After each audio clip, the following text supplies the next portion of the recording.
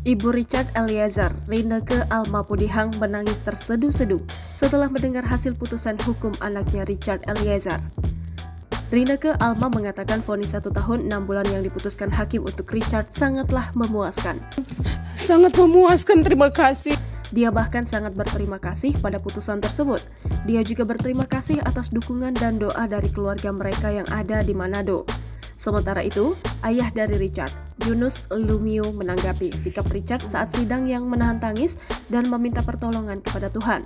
Yunus pun tak lupa berterima kasih kepada masyarakat Indonesia yang telah mendukung Richard, dan dia juga berterima kasih dengan majelis hakim yang sudah memutuskan hukuman seadil-adilnya. Diketahui sebelumnya, dalam hasil putusan hakim Richard Eliezer divonis 1 tahun 6 bulan, hukuman ini lebih rendah dari tuntutan jaksa 12 tahun hukuman penjara.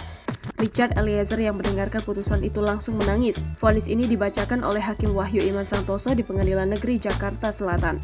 Richard dinyatakan bersalah telah menghilangkan nyawa Brigadir J dengan cara ditembak. Di sisi lain, Baradae adalah justice kolaborator yang membongkar skenario Verdi Sambo.